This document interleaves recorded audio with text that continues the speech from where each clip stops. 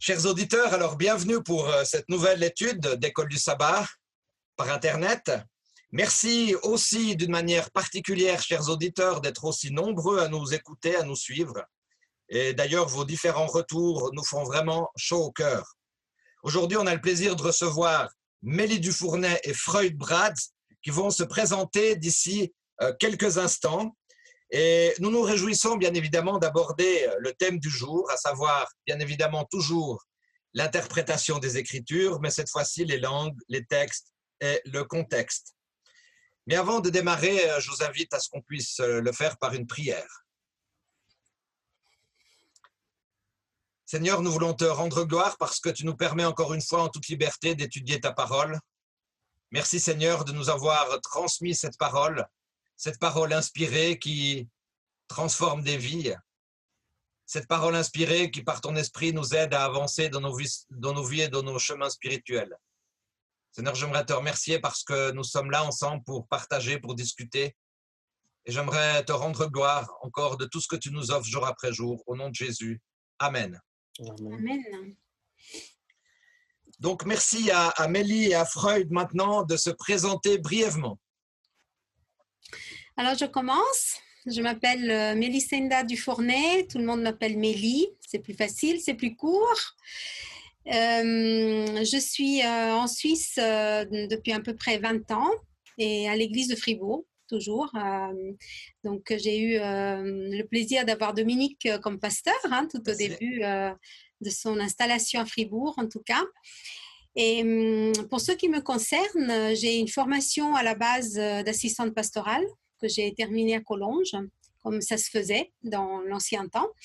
Mais ensuite, j'ai changé de formation, oui, je me suis tournée vers aussi autre chose, mais ce qui m'intéresse toujours, finalement, c'est de nourrir. Et donc, quelque part, je me suis tournée vers d'autres types de nourriture, c'est-à-dire que je suis devenue cuisinière. Et pour ce faire, eh bien, j'ai suivi une formation, je me suis qualifiée ici en Suisse.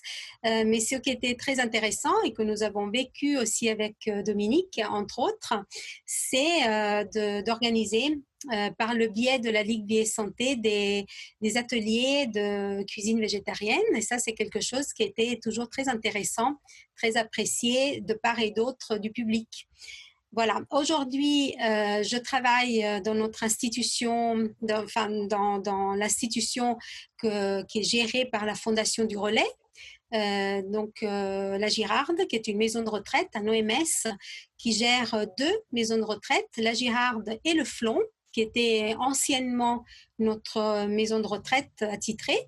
Et je travaille dans la brigade de cuisine. Alors, il m'arrive très régulièrement d'aller voir les résidents et d'y mettre ma touche pastorale parce que les besoins sont là. Ils se font sentir, surtout actuellement avec le Covid-19. Donc, ça me permet aussi d'utiliser ma première formation pour pouvoir venir en aide aux personnes qui sont présentes dans l'OMS. Voilà pour moi. Merci beaucoup, Mélie. Freud.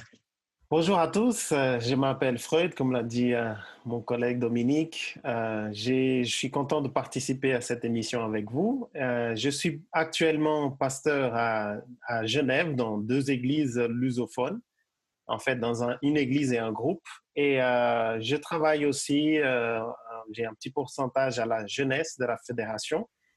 Et voilà, j'ai 31 ans, je suis marié à Diana. Nous nous sommes rencontrés à Collonges où j'ai fait mes études en théologie. Et voilà, sans plus, je suis d'origine brésilienne. J'ai vécu aussi au Portugal. Et donc, je pense que j'ai plusieurs nationalités, mais je n'appartiens à aucun pays. Mais voilà, je suis content de pouvoir participer avec vous aujourd'hui.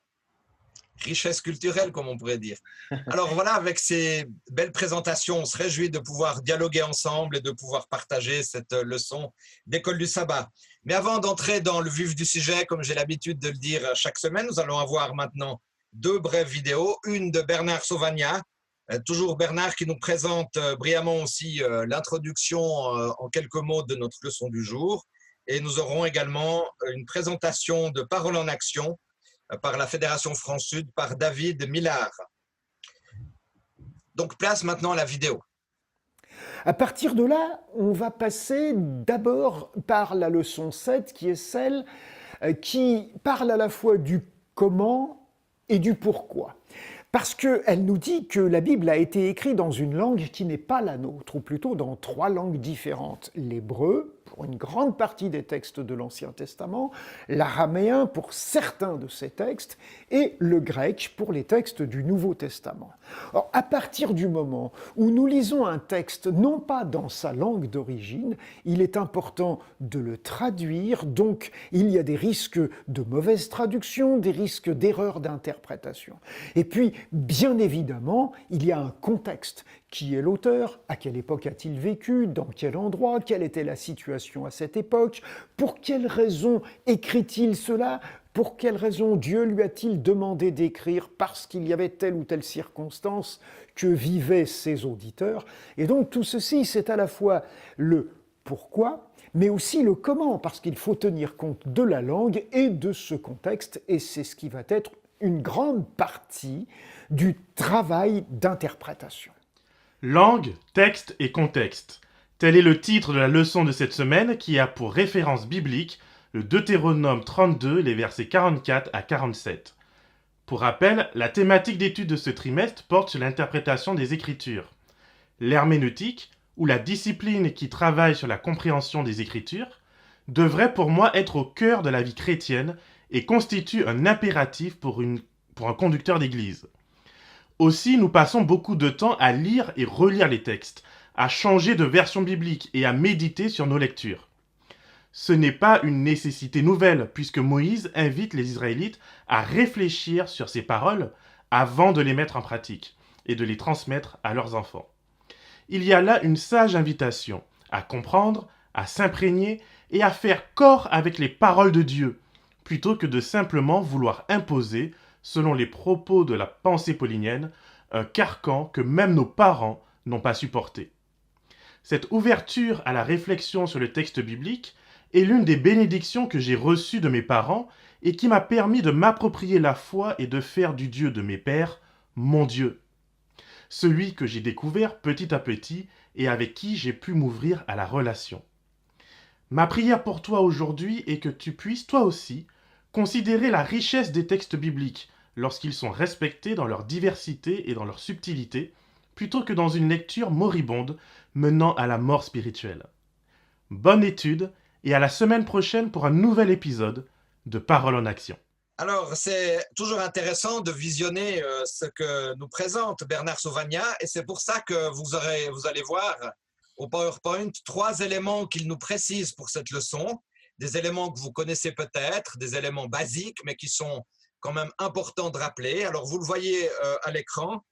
Premièrement, nous constatons que l'Ancien Testament, c'est la langue hébraïque. Ensuite, nous voyons que certains textes de l'Ancien Testament, c'est de l'araméen. D'ailleurs, nous savons aussi que Jésus avait parlé aussi cette langue. Et puis, nous avons troisièmement le grec pour le Nouveau Testament.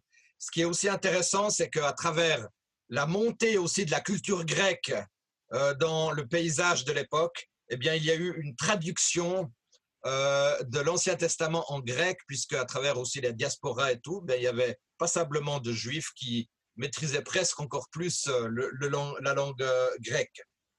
Alors, Bernard Sauvagnat nous montre dans sa présentation l'importance de quelques éléments très simples, le qui a écrit, quand cela a été écrit, le pourquoi cela a été écrit, comment cela a été écrit. Alors, j'aimerais m'adresser à Amélie puis à Freud. Est-ce que c'est vraiment fondamental, cette réalité de savoir qui, quand, pourquoi, comment? Alors, personnellement, je pense que c'est fondamental. C'est vraiment fondamental parce que d'abord, nous sommes devant une écriture qui est inspirée. Donc, dans cette écriture, il y a une présence du divin. Et devant cette présence, on est appelé à avoir beaucoup d'humilité parce que parfois, on ne comprend pas. où parfois on a des idées préconçues, mais nous sommes appelés à revenir là-dessus, à être capable de dire je n'ai pas compris, et puis s'engager à comprendre et donc étudier cette parole. Je rejoins tout à fait Mélie parce que c'est dans le simple processus de communication entre des êtres humains, qu'ils soient là ou présents ou qu'ils soient à travers d'une écriture, d'un texte, nous avons besoin d'écouter. Et parfois, écouter le texte, ça veut dire aussi savoir qui nous parle, quand est-ce que cette personne nous parle. Et parfois, quand on parle avec quelqu'un, on doit savoir aussi qu'est-ce que cette personne est en train de vivre pour pouvoir comprendre le message qu'elle essaye de nous transmettre. Donc, je pense que c'est très naturel de passer par ces 4 questions-là. C'est très, très important. Et d'ailleurs, on verra plus tard dans notre étude, mais si les grandes mauvaises peut-être interprétations, mauvaises compréhensions de la Bible aujourd'hui ont aussi beaucoup je veux dire, le fait qu'on n'écoute pas le texte nous amène à beaucoup de mauvaises interprétations de textes aujourd'hui. On peut voir ça un peu partout. Alors Freud, en aparté, tu me disais l'importance aussi d'actualiser le texte. Hein. C'est quelque chose qui t'est à cœur en tant que responsable jeunesse, de se dire, dans le fond, on doit aussi actualiser le texte. Hein. Tout à fait. Je pense que comme étudiant de la Bible, puis je pense que Mélie aussi peut nous dire un peu comment elle voit la chose, mais je pense qu'en tant que chrétien, étudiant de la Bible, parfois cette langue, cette culture qui est tellement ancienne, elle a besoin aussi qu'on puisse travailler pour rapprocher les générations, les gens d'aujourd'hui de Dieu, mais aussi du texte. Et parfois, c'est à nous aussi de traduire ce qui, ce quand, ce pourquoi, pour que les nouvelles générations, les générations d'aujourd'hui puissent comprendre d'une manière claire. Hein. Aujourd'hui, on a d'autres codes de communication, d'autres moyens de communication, et je pense que c'est important aussi de pouvoir rendre claire la parole de Dieu. D'ailleurs, dans les autres leçons, on a vu l'importance de la contextualisation. Exactement. La contextualisation, ne signifie pas qu'on va tout contextualiser, puis que pour finir, tout va changer, mais c'est quand même fondamental de savoir à quel moment, dans quelle période, quels étaient aussi les destinataires du texte. Alors, dans le message de Parole en action, vous avez découvert la vidéo tout à l'heure, il est signifié l'importance de faire corps. Et ça, Bernard Sauvagnat l'a dit à plusieurs reprises que dans le texte, il faut s'engager, il faut vraiment prendre de l'énergie. Donc, il est signifié l'importance de faire corps avec les paroles de Dieu et d'éviter que la lecture soit une lecture moribonde. Alors, moi, j'aimerais souligner ce mot moribond. Vous imaginez, c'est quand même quelque chose d'important. Il y a même un des autres intervenants du panel, une fois, qui disait notre lecture pourrait même être indigeste. Alors, moribond. Alors, j'aimerais simplement vous poser la question très rapidement. Le mot, il n'est pas un peu trop fort? Freud. Le mot peut être choquant. Une écriture moribonde. Alors, moi, je dirais qu'elle devient moribonde à partir du moment où elle devient une habitude qui nous provoque plus d'émotions. Tout à fait. Comme par exemple, moi, je viens d'un pays qui est à la base extrêmement catholique. Et il y a des symboles chrétiens partout, comme par exemple le crucifix ou des images, etc. Pour finir, on n'y prête même plus attention. Et c'est là que même une parole très vivifiante, comme la parole de Dieu, peut devenir moribonde si finalement on la répète sans y prêter attention, d'une façon automatique. Et c'est dommage, parce que c'est une parole qui est absolument vivante. Moi, je vais te demander, Freud, puisqu'on parle de jeunesse, voilà, mais Mélie, elle est très jeune aussi, hein, c'est pas du tout ça le truc. C'est que comme tu es responsable de la jeunesse, on pourrait se dire, tout à l'heure, dans l'expression de Bernard, c'est important de voir le qui, le quand, le pourquoi, le comment. Comment on pourrait, par exemple, décrire un avion à une personne qui n'a jamais vu d'avion? C'est intéressant. Je vais vous raconter une petite histoire parce que quand j'avais 10 ans, que mes parents, ils ont pris la décision d'aller au Portugal, de changer de pays. On habitait au Brésil, on devait aller au Portugal. Eh ben, c'était un changement de pays, même si c'est la même langue. Vous savez, quand j'étais arrivé dans ce pays, je ne comprenais rien. Mon père m'a dit, va au supermarché acheter de l'eau de Javel. Et je n'ai pas réussi parce que c'était la même langue, mais l'accent était différent et je n'ai pas réussi. Je suis rentré à la maison sans rien. Et on parle d'un avion, mais il y a plusieurs choses que on peut essayer d'expliquer quelque chose à quelqu'un et ne pas réussir parce que cette langue, pour la personne, c'est une langue morte. Ouais. C'est une langue inexistante ou parfois, comme disait Mélie, je n'incarne pas ce message.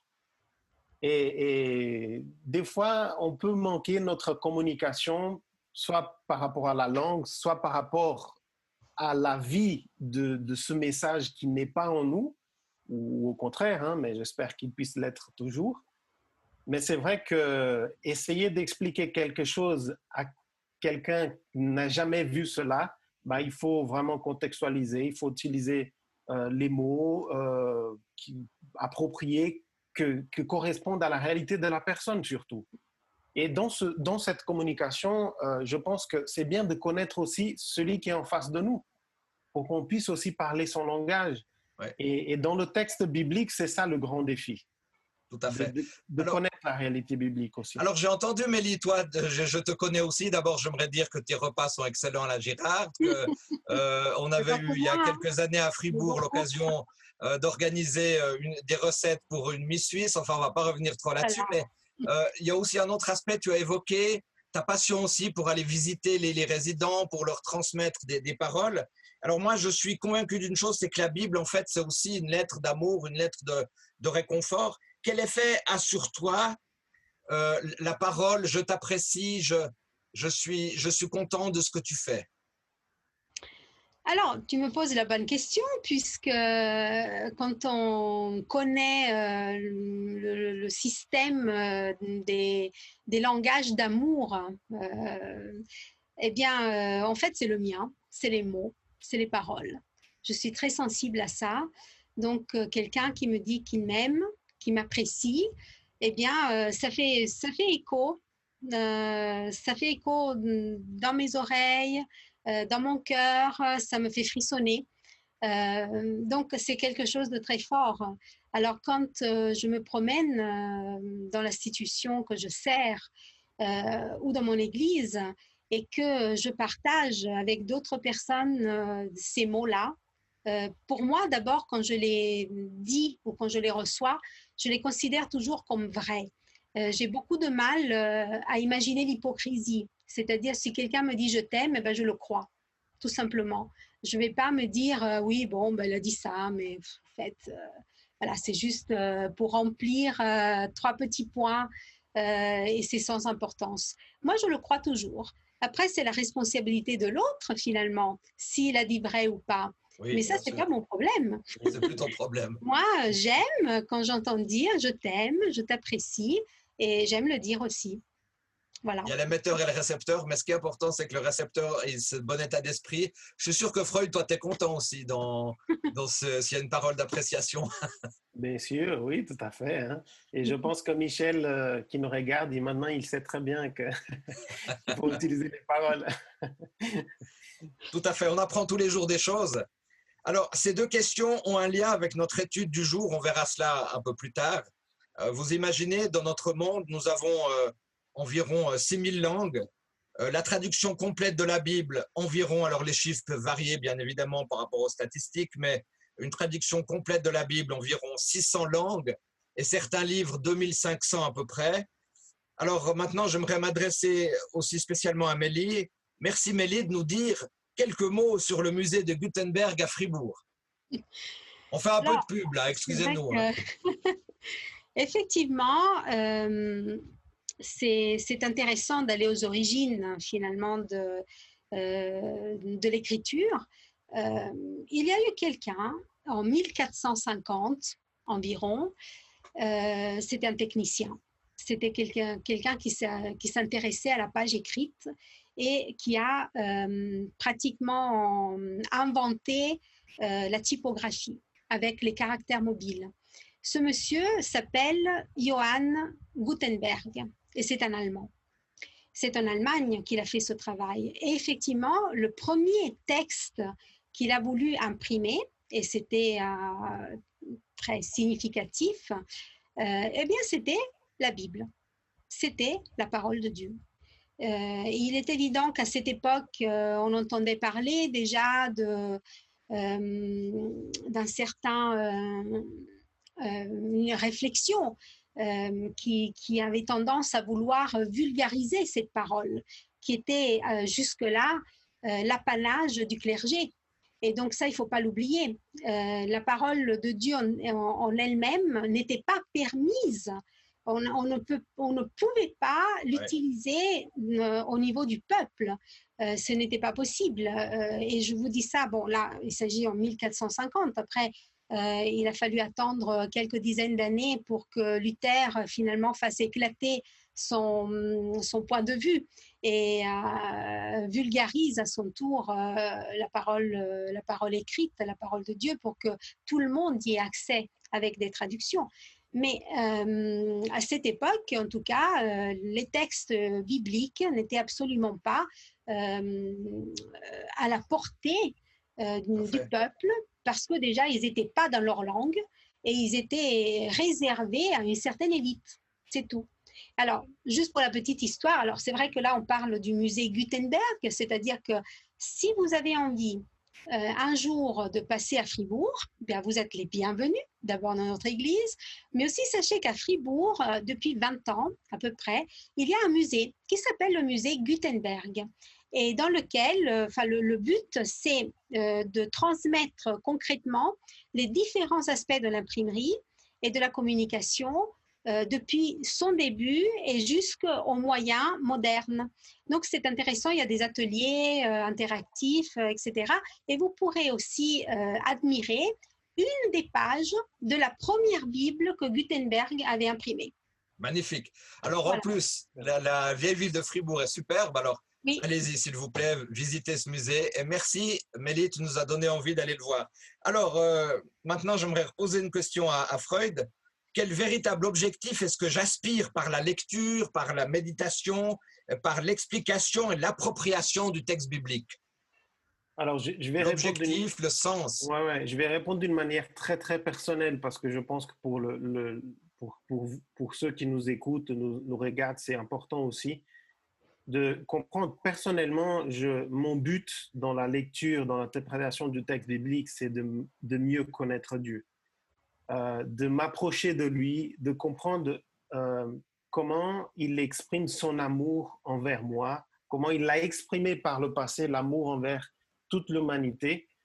Et cela doit normalement, avec une conséquence naturelle de cela, c'est le changement de ma vie, de ma perspective de vie, que ça puisse aussi avoir un impact sur ma manière dont j'affronte les difficultés, les problèmes. Je pense que d'une manière très personnelle, Dominique et Mélie, j'attends du texte biblique qu'il puisse me révéler Dieu de plus en plus, quoi. D'accord, donc c'est quelque chose de concret, c'est pas juste une connaissance, c'est vraiment une expérience aussi avec Dieu. Mélie, pourquoi est-ce que nous avons selon toi, des messages prophétiques, des compilations avec les psaumes, des livres historiques, des lettres? C'est intéressant parce qu'il n'y a pas toujours la même réalité. Pourquoi, selon toi, est-ce qu'il y a toutes ces panoplies de différents textes dans la parole? Eh bien, je trouve que la parole de Dieu a une complexité qui la rend complète, en fait. C'est-à-dire qu'elle tient compte d'une partie historique, parfois chronologique, avec des dates, avec des histoires, des annales pratiquement, qui racontent les rois, les juges, etc. Mais aussi, elle tient compte aussi de l'aspect culturel, avec la poésie, avec la musique, même si on ne l'entend pas, mais on en entend parler. d'une façon très précise, en tout cas. Oui.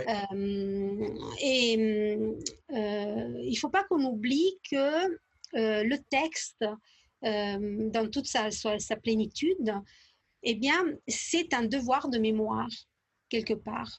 C'est la mémoire du peuple de Dieu et c'est Dieu, quelque part, qui se raconte aussi à son peuple. Et donc, quelque part, nous recevons cela. Nous recevons une parole qui a une composante divine et qui comprend tous les axes de la vie, que ce soit le côté historique, le côté poétique, le côté social, le côté politique, le côté religieux. On parle d'environnement, on parle de santé, de choix d'aliments. Et le Seigneur nous conduit finalement dans toutes les facettes de la vie quotidienne parce qu'il nous fait comprendre son intérêt pour nous tous et pour toutes les facettes de notre vie. Merci beaucoup, c'est très complet, toute cette réalité. C'est là qu'on voit que ça donne une mesure extraordinaire au texte. Alors Freud, je vais te poser une autre question par rapport à une réflexion que je me suis faite dans l'étude, dans la réflexion. Vous le savez sûrement que les 5 premiers livres, ça veut dire le Pentateuque, a été écrit par Moïse. D'ailleurs, si vous prenez, on a parlé de Gutenberg tout à l'heure, allemand, si vous prenez une Bible allemande, eh bien, vous allez avoir, non pas forcément Genèse, Exode, Lévitique, Nombre, Deutéronome, mais vous allez voir Moïse 1, 2, 3, 4, 5, donc c'est intéressant. Nous avons d'autres écrits où les auteurs bibliques ne sont pas identifiés. Par exemple, Esther, il y a aussi Ruth, il y a aussi Samuel, il y a aussi les Chroniques. Tu as une idée là-dessus? Pourquoi est-ce que, voilà, pour Moïse c'est clair, mais d'autres c'est moins clair? Écoute, sans rentrer trop dans la théologie et dans l'histoire pure, j'aimerais dire un peu dans le sens que Mélie a dit.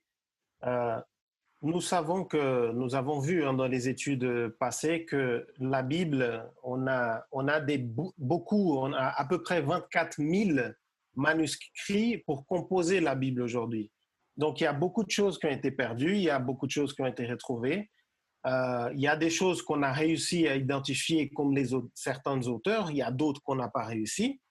On a des pistes, oui, mais j'aimerais revenir à cette histoire de révélation de Dieu à travers ses livres. On voit, par exemple, il y a des gens, par exemple, Mélie, elle aime faire de la cuisine, peut-être elle est plus manuelle. Moi, je ne suis pas comme ça. Je suis différent.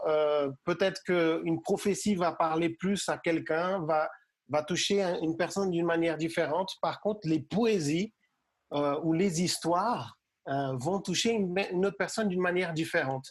Et ce qu'on retrouve dans le texte biblique, pour être très objectif, ce sont des êtres humains différents, avec des capacités différentes, de manières de s'exprimer différentes. Et peut-être qu'il y en a d'autres livres qu'on n'a pas retrouvés, qu'on n'a pas intégrés dans le canon parce qu'ils ont été perdus.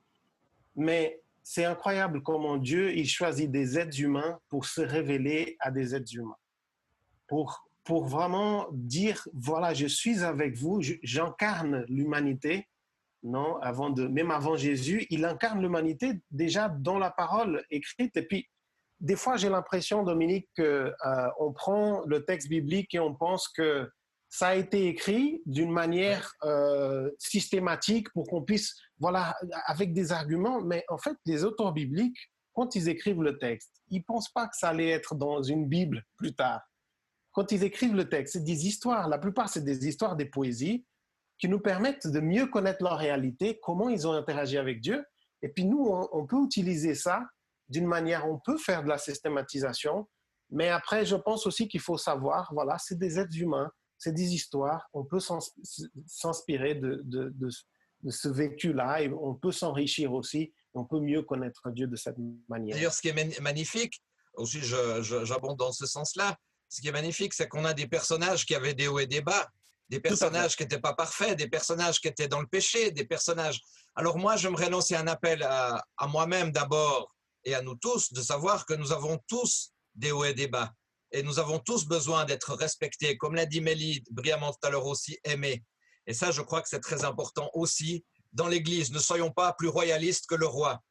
Alors, on va voir à l'écran maintenant le texte de base. On va étudier bien évidemment la partie biblique du texte.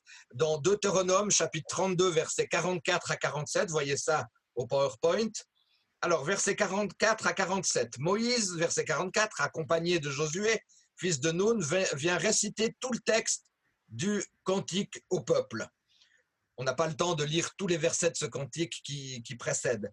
Quand il eut achevé de communiquer toutes ces paroles à tout le peuple d'Israël, il leur dit « Prenez à cœur toutes ces paroles par lesquelles je témoigne contre vous aujourd'hui, vous les inculquerez à vos enfants, afin qu'ils obéissent à tous les commandements de cette loi et qu'ils les appliquent. » Verset 47, il est dit « Car ce n'est pas une parole sans importance pour vous, elle dépend de vous-même. En lui obéissant, vous obtiendrez une longue vie dans le pays dont vous allez prendre possession après avoir traversé le Jourdain. » Alors, nous avons au verset 44, nous savons au verset 44 que Josué est bien le successeur de Moïse, donc c'est un détail quand même intéressant. Et notre passage décrit les adieux de Moïse après l'expérience de la sortie d'Égypte, une errance de 40 ans au désert. Le peuple va se trouver au seuil de la terre promise et alors par la suite la mort va approcher pour Moïse. Nous avons quelque chose que j'aimerais partager avec vous maintenant, vous pourrez bien évidemment intervenir, vous le voyez au PowerPoint, notamment au verset 46, puisqu'on parle des contextes, des langues, des traductions. Au verset 46, on a différentes traductions. Tout à l'heure, je vous ai lu ce texte de la Bible Summer qui nous dit, il leur dit, prenez à cœur toutes ces paroles par lesquelles je témoigne contre vous, puisque bien évidemment, malheureusement, le peuple n'a pas toujours agi dans la direction voulue par Dieu. Mais dans la Nouvelle Bible Second, il est dit « réfléchissez ». Alors, c'est une phrase importante de réfléchir. Nous avons dans la Colombe et la traduction œcuménique de la Bible, les Summer, que je vous ai lu là à l'instant, « prenez à cœur ». Et puis dans la Bible français courant, « prenez au sérieux ». Alors, ma question, ma réflexion, c'est déjà de voir qu'il y a quand même, c'est intéressant, hein, ces traductions. On n'a pas toutes les mêmes traductions. Réfléchir est une démarche, je dirais, purement intellectuelle, vous n'allez sûrement pas me contredire, et prendre à cœur ou éventuellement aussi au sérieux, il me semble que cela va plus loin, c'est une démarche peut-être de toute la personne que Bernard Sauvagnat indiquait aussi dans l'engagement. Est-ce que vous auriez un commentaire sur ce changement de traduction entre réfléchir ou alors prendre à cœur? Je voulais juste dire, Dominique, si tu me permets, que en fait, dans la culture juive, dans la culture de l'Ancien Testament, connaître quelqu'un, c'est vraiment, ou connaître quelque chose, c'est vraiment passer du temps. Je ne peux pas dire que j'ai connu une personne parce que j'ai le serré la main et je connais son prénom et son nom de famille. J'ai vécu avec cette personne et ce texte, il me fait penser, et ce contexte aussi me fait penser que parfois dans notre vie, nous oublions un petit peu les expériences que nous avons avec Dieu. Parfois, nous oublions ce que Dieu nous transmet, ce que nous apprenons de la Bible. Hein, ça nous passe, et puis on oublie aussi les interventions, on a un peu la mémoire des fois un peu courte. Et c'est pour ça que je trouve ce que Mélie a dit très intéressant, que de garder la mémoire. Oui. Et je pense que ce contexte-là, et n'oubliez pas le vécu que vous avez eu avec moi. N'oubliez pas qui je suis, ce que je vous ai transmis. Donc, je pense que le connaître, ce ginosko du grec, hein, où voilà, on a vraiment une expérience vécue, et là, il ne faut pas oublier, quoi. D'ailleurs, j'aimerais dire deux choses. La première, par rapport à ce que Mélie a dit, de ne pas oublier, c'est dans le Deutéronome, on voit bien, quand on parle des paroles, on dit, mais n'oubliez pas que je vous ai fait sortir du pays d'Égypte. Et puis l'autre élément que tu dis très justement, Freud, c'est que le mot, comment on a dit ça, le mot connaissance, c'est lié à l'expérience. Et je pense qu'on doit faire attention aussi dans nos églises, et là j'aimerais ensuite te poser une question, Mélie, pour aller encore un peu plus loin dans cette réflexion. Je pense qu'on doit faire attention dans notre Église de ne pas seulement avoir des connaissances, parce que c'est très, très bien, je veux dire, de connaître des textes, on peut donner des textes par cœur, comme ça on peut bien connaître l'Ancien Testament, c'est magnifique et je suis tout à fait admiratif devant cela, mais en même temps, s'il n'y a pas cette expérience et ce vécu, je me dis c'est aussi beaucoup de théorie. Alors, une question, on a quand même, tu pourras nous dire un mot, Mélie, sur la différence entre réfléchissez et prenez à cœur, mais j'aimerais te poser une question. est-ce que des fois l'Église adventiste n'a pas été un peu trop cognitive par rapport à l'aspect expérience? Alors, bon, nous sommes considérés encore aujourd'hui le peuple du livre, hein, c'est-à-dire que nous l'avons pris au sérieux. Nous, nous avons à cœur non seulement de le lire, mais de l'étudier, de le comparer. Justement, quand Bernard Sauvagnat intervient, on sent bien cette passion pour le livre et pour tout ce qu'il implique, non seulement tout ce qu'il contient, mais tout ce qu'il implique en lui-même. Maintenant, que l'Église ait eu une attitude trop cognitive, je pense que ça dépend des personnes qui ont véhiculé les textes. Chaque pasteur, c'est aussi pour ça, je pense, qu'il y a des changements de pasteurs dans les églises. C'est justement parce que chaque pasteur va nous apporter une expérience différente par rapport au texte. Quelqu'un va être plus à même de nous expliquer le côté philosophique, d'autres le côté justement relationnel. Et je crois que c'est ça notre richesse finalement. C'est pas toujours facile à vivre pour les familles. Moi, je m'adresse là maintenant aux familles des pasteurs qui bougent dans nos églises. Mais pour les communautés, c'est une grande richesse. Et donc, le fait que l'Église ait pu ou peut être cognitive, je dirais que c'est relatif. C'est relatif par rapport à la personne et au pasteur et à l'enseignant qui va véhiculer le message et l'enseignement. Et nos églises, je crois qu'elles ont besoin d'une palette complète, en tout cas, des ressentis et des études de chaque intervenant. Juste pour la petite histoire, et pour dire que notre Église est là, justement au niveau de la cognition, une pleine liberté d'information et d'expression. Pour la petite histoire, je vous dirais juste ce qui est arrivé à mon papa quand il a été baptisé. De ça, il s'est passé bien des années, parce qu'il s'agit des années, à peu près les années 55. Donc, vous voyez, les années, plusieurs d'entre nous n'étaient absolument pas nés, n'est-ce pas? Eh bien, moi non plus, toi tu n'étais pas né non plus. Moi non plus, d'ailleurs, à l'époque. Eh bien, quand mon papa a été baptisé, il a été baptisé par un pasteur qui anciennement était un moine. Et qui par la suite, il s'est converti à l'adventisme. Ensuite, il a une famille, il s'est marié. C'était peut-être que quelqu'un, bon, vous avez certainement pas connu ce pasteur-là, mais ses enfants. Quelqu'un d'entre vous a connu Timoteo Marzocchini, Eric Marzocchini, oui. Voilà. C'est le grand-père, c'est le grand-père Marzocchini qui a baptisé mon papa. Et quand mon papa allait se préparer pour le baptême, juste quelques jours avant, mon père donc, a demandé à frère Marzocchini, il lui a dit, mais quand je vais être baptisé dans l'église adventiste, est-ce que j'aurai le droit de lire n'importe quelle publication pour avoir une vision complète et de l'étude de la Bible, de la parole de Dieu? Et frère Marzocchini lui a répondu, non seulement tu peux, mais tu dois. Et ça, c'était important.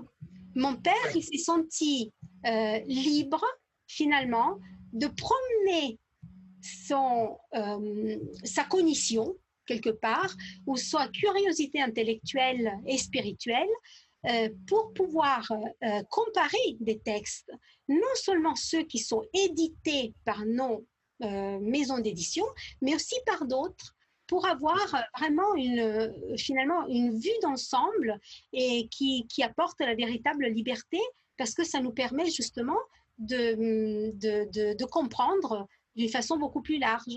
Et ça, quelque part, on le doit à notre Église. On n'est pas renfermé dans ce côté cognitif-là. Tout à fait. Alors moi, je vais te laisser tout de suite rebondir, Freud, mais quand on parle de l'aspect cognitif, ça ne veut pas dire que ce n'est pas quelque chose d'important. Bien évidemment, je trouve qu'on est fiers d'avoir cette connaissance, mais je pense vraiment plus que tout qu'à travers le développement que tu viens de nous faire, on doit pouvoir l'intégrer dans nos vies de tous les jours, dans nos vies personnelles, et surtout dans une société postmoderne qui va me dire aujourd'hui, dans tout ce que tu me dis, je suis d'accord de l'accepter, mais qu'est-ce que ça m'apporte aujourd'hui? Oui, Freud. Je pense que je commence par ce qu'a dit Mélie par rapport au peuple du livre. Nous sommes reconnus et encore dans certains endroits, et puis je pense que ça varie aussi de pasteur, comme disait Mélie, mais aussi de pays. Euh, et c'est vrai que nous sommes reconnus comme le peuple du livre. Mais on doit regarder le défaut de cette qualité. Et le défaut de cette qualité peut être de garder beaucoup la systématisation du texte, la doctrine, ou je peux dire la loi, ou les lois, et de regarder d'une manière théorique très enrichissante au final. Mais je pense que dans la vie, si nous voulons transmettre quelque chose à quelqu'un, et on voit ça hein, dans les réseaux sociaux, aujourd'hui, dans la communication mondiale, on a compris. Les gens se connectent par des histoires. Les gens s'intéressent par des histoires. Ce sont des histoires qui vont inspirer d'autres personnes, qui vont me permettre, Freud, de me connecter avec une église. C'est mon histoire qui rejoint l'histoire de quelqu'un d'autre. Donc, je pense qu'on doit des fois se poser la question dans l'église en tant que membre, de mettre des fois l'accent pas dans la parole, mais aussi dans l'esprit de cette parole. Et parfois, on n'a pas besoin de s'arrêter beaucoup dans l'étude, dans le savoir, mais aussi dans le appliquer, dans le vivre, finalement, dans le être, dans le transmettre d'une manière naturelle, de participer avec nos dons, nos talents, d'intégrer la différence, des nouvelles histoires aussi qui peuvent intégrer. Donc, je pense qu'en tant qu'Église, pour répondre à ta question, nous avons du chemin à faire à ce niveau-là. D'accord. Il y a le savoir-faire, mais il y a le savoir-être. Exactement. D'accord. Hein. Ouais. Alors, chers auditeurs, on n'a pas le temps de lire Deutéronome 31, versets 14 à 32, etc. Mais lisez à la maison Deutéronome 31, 14 à 32 et le verset 43. Vous pourrez relire tout le chant de Moïse dans ce texte où Israël est décrit comme un peuple rebelle qui, malheureusement, à un moment donné, a bafoué l'alliance. Dans ce chant, Moïse chante la fidélité et l'amour indéfectible de Dieu. Alors, rapidement, puisqu'il nous reste encore 10 minutes, le temps passe très vite, rapidement, j'aimerais vous demander pourquoi est-ce que c'est tellement important d'obéir aux paroles de Dieu et puis à la loi, on pourrait dire le décalogue. Moi, j'aime mieux parler du décalogue plutôt que des commandements. Décalogos, les 10 paroles. Pourquoi est-ce que c'est tellement important d'obéir à cette loi? Je pense que Dieu a toujours pris soin il a fait en sorte que le peuple, de protéger les relations, si je peux dire comme ça. Les paroles de Dieu, la parole de Dieu, les histoires qu'on voit, Dieu, il fait l'effort de protéger ma relation avec Dominique, ma relation avec Mélie, ma relation avec ma femme, ma relation avec le monde et aussi ma relation avec lui. Pour être très court et direct, le but de la loi de Dieu, c'est de nous faire vivre des relations saines, constructibles avec lui et les uns avec les autres. Alors, j'interviens par rapport à Mélie, puisqu'il y a quelque temps, je t'avais écouté faire une prédication à Fribourg. Peut-être tu t'en souviens, peut-être tu ne t'en souviens pas, j'en sais rien. Tu avais parlé de l'importance de la transmission de la Bible à nos enfants. Alors là, j'avais juste cette question. Aujourd'hui, dans notre société, avons-nous toujours le temps de véritablement s'investir pour inculquer à nos enfants la réalité du texte biblique? Pas toujours simple, non? C'est pas toujours simple, mais en même temps, Dieu nous montre la voie, puisque Dieu est rentré dans notre histoire et il n'a pas choisi forcément des personnes avec beaucoup d'expérience. Il s'est parfois révélé à des jeunes, voire à des enfants. Donc, il est lui-même rentré dans la transmission directe avec toutes sortes d'âges différents. Et puis, il a aussi donné aux personnes à qui il s'est révélé la mission, finalement, d'aller plus loin. Alors, par exemple, on nous parle, enfin l'apôtre Paul, hein, dans le Nouveau Testament, nous parle de la grand-mère et de la mère de Timothée, qui ont été des canaux de transmission de cette parole. Maintenant, c'est vrai que là, bon, je vous en parle parce qu'il s'agit de femmes. Et ça me fait penser aussi à la maman de Jésus. La maman de Jésus, bon, elle n'avait pas les cahiers de l'école du sabbat que nous avons aujourd'hui édités par la Pacific Press, mais elle avait certainement un bagage tellement important qu'elle a dû être la première à finalement raconter à Jésus l'histoire de son propre père. Donc c'est assez paradoxal quand on voit que Jésus a 12 ans, eh bien, d'une façon aussi naturelle que ça, eh bien, il reste dans le temple en disant « je vais aller m'occuper des affaires de mon père ». Et j'aimerais tellement que nos enfants, finalement, fassent ce transfert-là. C'est-à-dire que quand ils s'approchent de Dieu, quelle que soit la situation dans laquelle ils se trouvent, ils peuvent dire « eh bien, je m'occupe des affaires de mon père, car Dieu est mon père ». Merci beaucoup. Donc, on voit dans le contexte de notre leçon, que ce soit les textes, les langues, la contextualisation, etc., tous ces textes de transmission sont c'est absolument fondamental. Alors, vous allez voir à l'écran le texte de Genèse 1, versets 26 et 27, qui fait partie aussi de notre leçon, où il est dit « Dieu dit, faisons les hommes pour qu'ils soient à notre image, ceux qui nous ressemblent, qu'ils dominent sur les poissons de la mer, sur les oiseaux du ciel, sur les bestiaux de toute la terre. » Dieu créa les hommes pour qu'ils soient son image, les humains, hein, pour qu'ils soient son image, et il les créa pour qu'ils soient l'image de Dieu. Il les créa hommes et femmes. Alors, ici, il y a quelque chose d'intéressant. Au verset 27, nous trouvons une répétition. Et me semble-t-il que l'un des moyens par lesquels l'écrivain hébreu pouvait mettre l'accent sur un certain attribut de Dieu était de répéter les choses. Alors, je pense que Michel, ton cher mari Mélie, a l'habitude de répéter les choses lorsqu'il enseigne.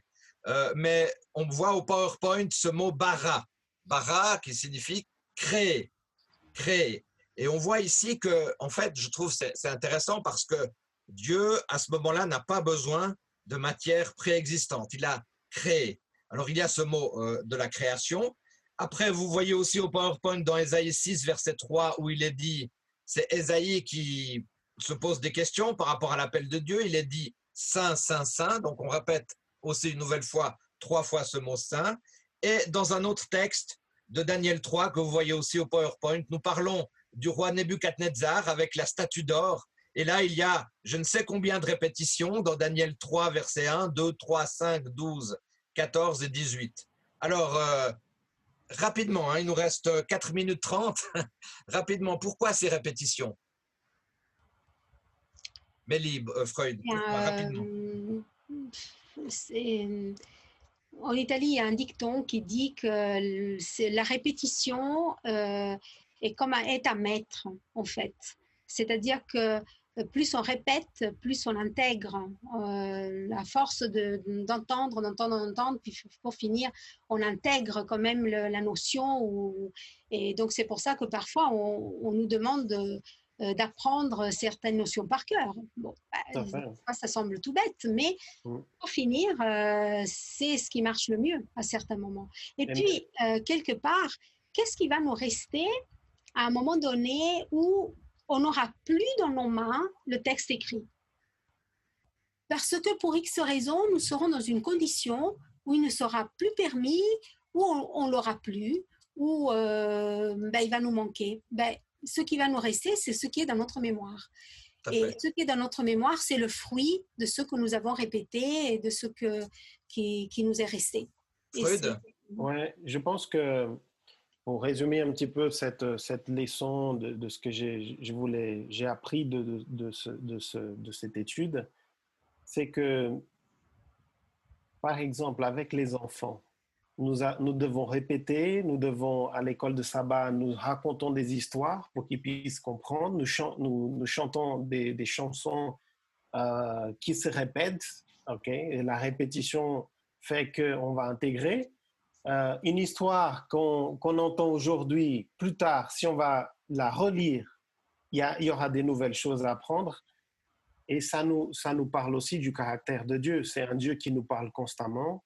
C'est un Dieu qui n'a pas peur de répéter plusieurs fois qu'il nous aime, qu'il a aimé par le passé, qu'il continuera de nous aimer. Et l'histoire aussi se répète finalement, notre histoire, elle se répète. Et voilà, je pense qu'on a compris un petit peu pourquoi interpréter, pourquoi le contexte, pourquoi le texte. Et finalement, l'histoire se répète, le salut, il est offert et voilà, ça doit que nous rassurer. Tout à fait.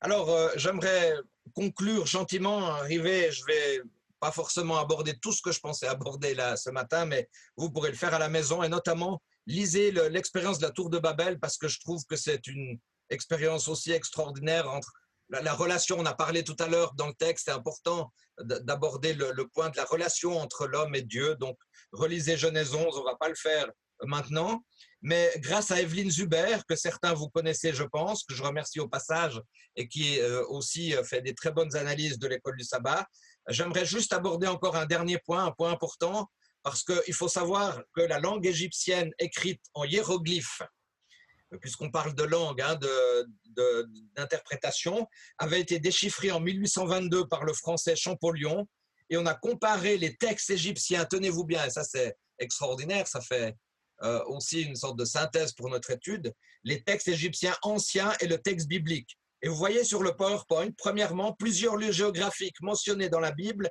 sont cités par les Égyptiens. Deuxièmement, de nombreux mots d'emprunt égyptiens sont trouvés dans le Pentateuque. Je prends juste un exemple, c'est le mot Teva qui signifie l'arche, ou alors la boîte, la caisse, le coffre, l'arche de Noé. Et en fait, les premiers livres de la Bible écrits pendant la génération de l'Exode nous donnent une preuve de cela. Donc l'auteur, apparemment, connaissait vraiment l'Égypte et aussi ses coutumes. Alors, maintenant, on va terminer puisqu'on est obligé de le faire pour respecter le temps et surtout que nous aurons aussi tout à l'heure encore, bien évidemment, un culte. Selon vous, quel est à travers toute la leçon qu'on a abordée aujourd'hui, à travers la langue, à travers le texte, selon vous, quel est véritablement le projet de Dieu à travers le texte sacré et pourquoi eh bien, Dieu désirait tellement que, voilà, nous offrir tous ces cadeaux quoi, à travers le texte? Je crois que Dieu il s'est révélé à nous à travers la parole pour nous réconcilier, pour nous reconnecter, puisque très rapidement après la création, il y a eu une rupture. Et donc, le travail de Dieu, Dieu n'a eu de cesse de se rapprocher de l'humain et de l'inviter à se reconnecter avec lui. C'est le but de l'histoire et ce sera le but ultime, d'ailleurs, avec la fin des temps. Je pense que si nous arrivons à contextualiser et à comprendre ce que le texte dit, de l'étudier d'une manière aussi sincère et puis d'avoir l'honnêteté intellectuelle, nous allons comprendre que la Bible a comme pur objectif de rapprocher Dieu, l'homme à Dieu. Et ça, c'est très important qu'on puisse le comprendre. Dieu nous aime, Dieu est présent. Oui. Dieu, il intervient, il fait partie de notre réalité. C'est Emmanuel, c'est celui qui vit chez moi, qui connaît mes problèmes, qui connaît mes défis, puis qui m'offre avec nous, voilà, qui m'offre cette possibilité de faire tout ce que je fais, je peux faire avec lui, et l'opportunité aussi, l'espoir du salut, de vivre une vie différente et nouvelle. Tout à fait. Donc, on peut dire, vous avez Dieu dit la même chose, et je crois que ça c'est vraiment fondamental, c'est que dans le sens où ce projet de Dieu, il est ce projet de l'amour, ce projet relationnel pour chacune et chacun d'entre nous. Alors, encore un petit mot, parce que ça c'est un mot que vous n'avez pas entendu depuis très longtemps, donc je me suis dit, je vais quand même le dire, le Covid-19 m'a fait un peu penser à cela aussi, où j'ai le sentiment, des fois, je me pose la question, est-ce qu'on est plus en train de réfléchir à l'économie ou à l'humain? Et moi, je pense que si, effectivement, je reste convaincu d'une chose, c'est que ce n'est pas Dieu qui a envoyé le Covid-19, donc ceux qui pensent, je m'en excuse, mais ce n'est pas mon avis. Et en fait, Dieu, chaque fois, veut revenir à l'humain. Et des fois, je me pose la question dans les différentes décisions qui sont prises, qu'est-ce qui est plus important? Est-ce que c'est l'économie ou est-ce que c'est l'humain? Alors, le mot de la fin pour Ellen White, avec vous voyez au PowerPoint, sa citation du ministère évangélique, page 343. Ellen White, c'est un texte hyper prophétique. À notre époque où les voyages se sont tellement développés, Et ça, elle parle à une certaine période, mais encore à travers les années qui suivent, c'est encore bien plus développé aussi encore. Se sont tellement développés. Les occasions d'entrer en contact avec des hommes et des femmes sont plus grandes encore qu'au jour d'Israël. Les moyens de communication se sont multipliés. Dieu a merveilleusement préparé le chemin et les Bibles en de nombreuses langues sont à notre portée. Alors aujourd'hui, dernier mot très court, Mélie et Freud, dernier mot très court. On n'a plus d'excuses. Je dirais... Si on ne lit pas la parole, on n'a pas d'excuses, non? Oui. Notre foi en Dieu comporte aussi la foi en la protection du texte sacré. Et une partie de notre foi doit nous convaincre, en tout cas, que Dieu a protégé ces textes à travers les siècles. Et c'est ça qui aussi me porte.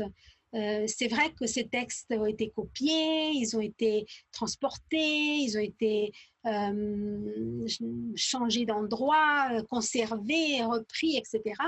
Mais une partie de ma foi est non seulement celle de croire que Dieu est, mais que Dieu a aussi protégé le texte que nous lisons aujourd'hui.